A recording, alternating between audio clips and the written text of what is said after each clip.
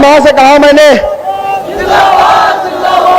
कहा मैंने कि अब्बा ने जुल्म के खिलाफ आवाज उठाई, आज 26 साल से उन्हें जेल में देख रही हैं, मेरे चचा को जेल में देख रही हैं, मेरे भाई को, अपने बड़े बेटे को जेल में देख रही हैं। कल को मुझे इस लड़ाई में शहीद होना पड़े तो आंसू न बहाना। तो उन्होंने जवाब दिया कि तुम्हारे बाद मेरे 3 बेटे और हैं, और उसके बाद मैं अपना आंचल फाड़ कर इसको परचम बनाऊंगी, लेकिन अल्लाह के सिवा किसी के सामने सर न झुकाऊंगी।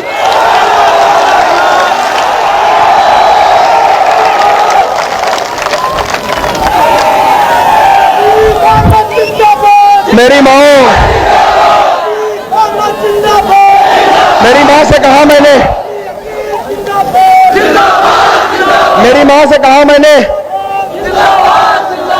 माँ से कहा मैंने कि अब्बा ने जुल्म के खिलाफ आवाज उठाई, आज 26 साल से उन्हें जेल में देख रही हैं, मेरे चचा को जेल में देख रही हैं, मेरे भाई को, अपने बड़े बेटे को जेल में देख रही हैं।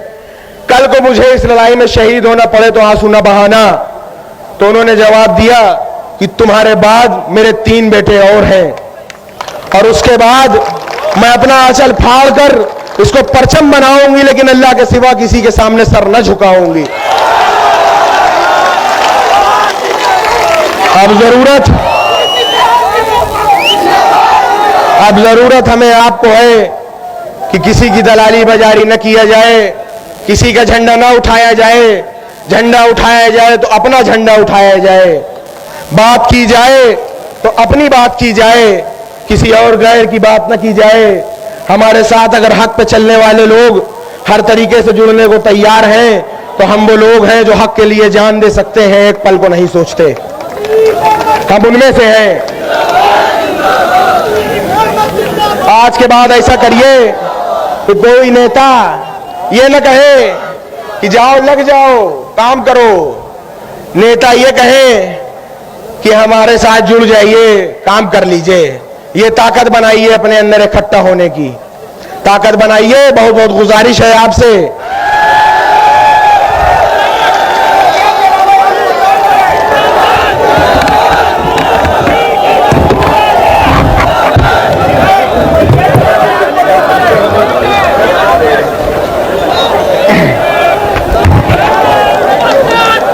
अस्सलाम वालेकुम और आदाब।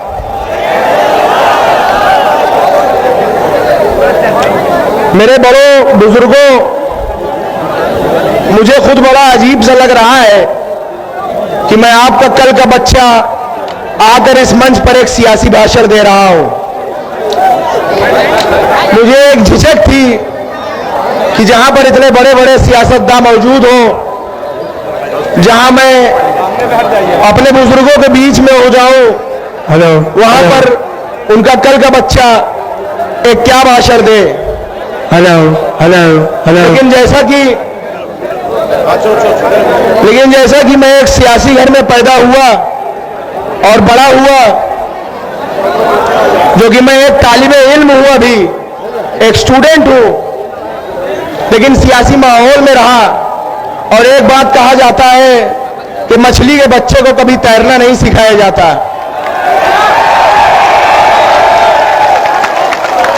वही खून मेरी भी रगों में है, वही हौसला, वही ताकत, वही जज्बात मेरी भी रगों में है, लड़ने की कुव्वत मेरी भी रगों में है। उसी बाप की औलाद हूं मैं भी।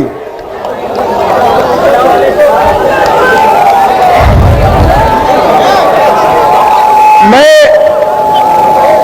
आज जो मैं देख रहा हूं, और से सुनिए मेरी बात, बहुत जरूरी बात है ये।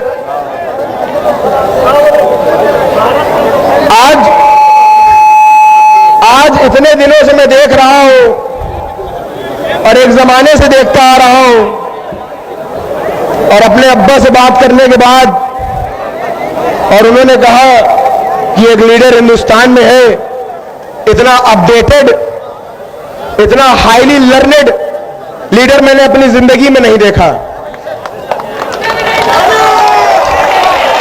इतना अप टू डेट रहने वाला लीडर मैंने अपनी जिंदगी में नहीं देखा। अमान उसको दो तो नहीं देखा। एक निजी वाकया बताऊं तो जब अब्बा जेल में थे, अभी गुजरात जेल में पहुंचे, उनको महज 2 साल से वो जेल में है गुजरात में। तो जब से वो गुजरात जेल में है, वो 2 ही चीज लाने को कहते हैं। एक अर्तुगरुल की सीरीज ले आ दो, कहते हैं कि एक अर्तुगरुल की सीरीज ले आ दो, और जनाब असदुद्दीन ओवैसी साहब की स्पीचेस ले आओ। यहां तक कि ये जुनून उनकी स्पीच को सुनने का कि जो जब सांसद थे उस समय के जो अब्बा के पीए थे, उनको दिल्ली में कहलाया कि जब मैं सांसद था और उससे पहले उस जमाने के जो असदुद्दीन ओवैसी साहब की स्पीचेस हैं वो मुझे पेन ड्राइव में करके जेल भेजो, ये तक कहलाया गया। तो जब मैंने अपने अब्बा की बात सुनी, असदुद्दीन ओवैसी साहब के बयानों को सुना, स्पीचेस को सुना, तो यह एहसास हुआ मेरा भी जो इल्म है, जो अक्ल इजाजत देती है, उस हिसाब से हमें समझ में आया कि हम आज तक ठगे जा रहे हैं, आज तक हम ठगे जा रहे हैं। जैसे कि कहा जाता है कि तुम्हारी फाइलों में गांव का मौसम गुलाबी है, मगर ये आंकड़े झूठे हैं, ये दावा किताबी है। समझ लीजिए कि इसी तरह से हम लोग ठगे जा रहे हैं और झूठ बोला जा रहा है। हम तो वो हैं जिन्होंने इतने साल वोट दिया है, हमारे आपके बाप दादाओं ने इनको वोट दिया है। अगर आज हम खुद वोट मांगने की बात कर रहे हैं तो हम क्या जुल्म कर रहे हैं, क्या जुल्म कर रहे हैं बताइए। अगर हम वोट मांग रहे हैं तो हम गलत कर रहे हैं।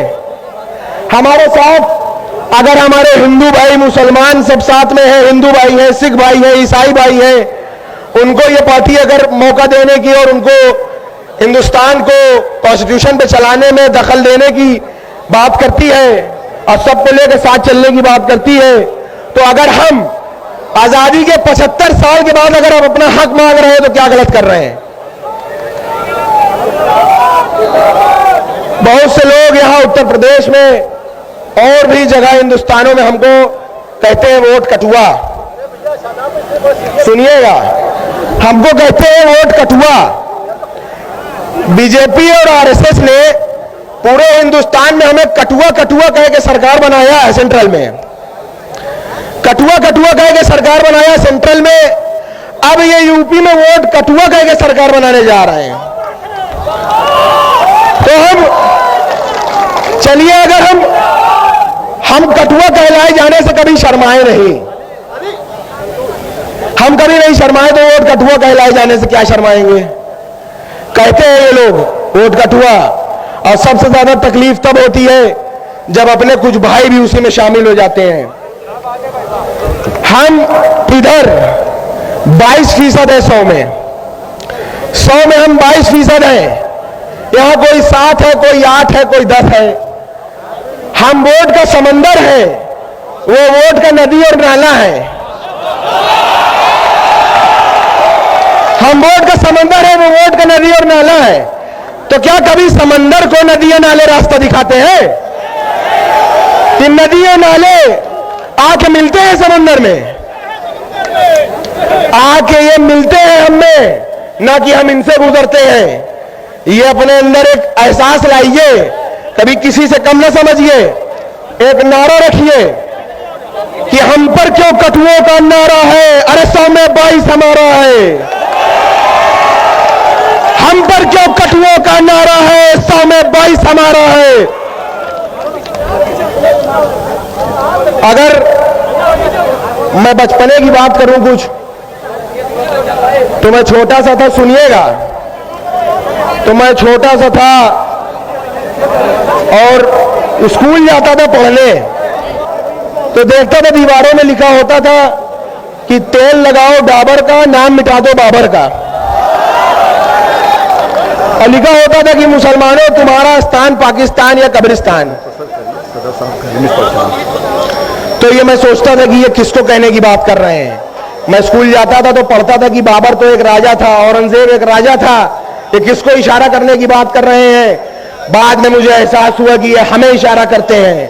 और यही लोग जो हमारी माँ बहन बेटियों को बेवा करने की बात करते हैं, अगले ही पल हमारे हिमायती बन के तलाक की बात करने लगते हैं। ये कहां करे वहां से बताइए, इन पे कैसे भरोसा करा जाए? आप खुद सोचिए कि एक तरफ हमारी मां बहनों को बेवा कर रहे हैं, दूसरी तरफ तलाक की बात कर रहे हैं। यकीन करने लायक है कि नहीं है ये लोग? आप बताइए। और हमसे बड़ा देशभक्त कौन है? हमारे पास चॉइस थी, चाहते तो जा सकते थे। कौन है हमसे बड़ा देशभक्त? चॉइस थी हमारे पास, जा सकते थे लेकिन रुक गए। हम वो नहीं है जो कराची चले गए, उनमें से नहीं हम रुक गए। चाहते तो चले जाते बाप दादा हमारे, लेकिन नहीं गए, रुक गए। और हमारी पुश्तें यही दफन होंगी इंशाअल्लाह इसी मिट्टी में। ये हमसे वफादारी का सबूत मानते हैं, वफादारी का सबूत मानते हैं ये लोग। और ये भी सुन लें कि जरूरत पड़ेगी तो इसी मिट्टी के लिए कुर्बानी भी देने को हम हाजिर हैं, कुर्बानी भी देंगे हम। और हमारा मजहब भी सिखाता है कि जहां रहो उसके वफादार रहो, वफादार रहना जरूरी है। और ये अब्बा ने तब भी कहा था कि ये लोगों, ऐ सियासतदारों सुन लो, हम सीने पे गोली खाएंगे, मुरली मनोहर जोशी तुम सीने पे गोली नहीं खाओगे। ये अब्बा ने बोला था।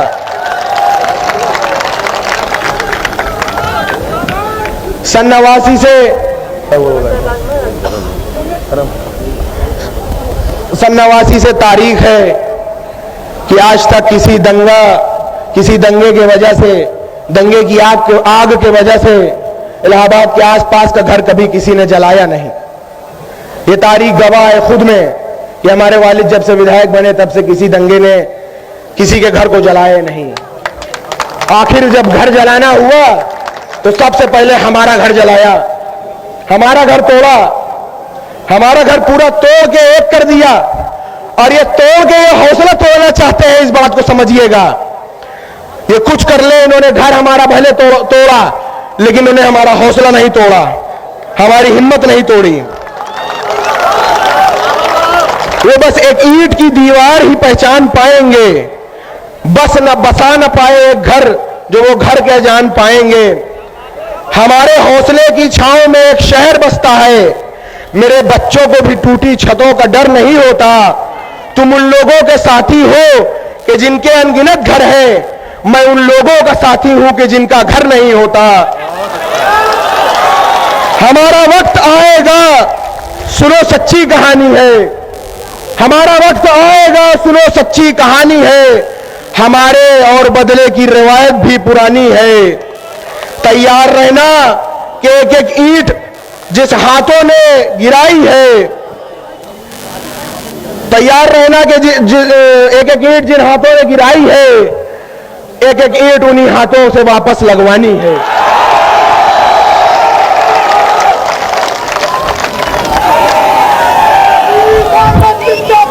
मेरी माँ से कहा मैंने,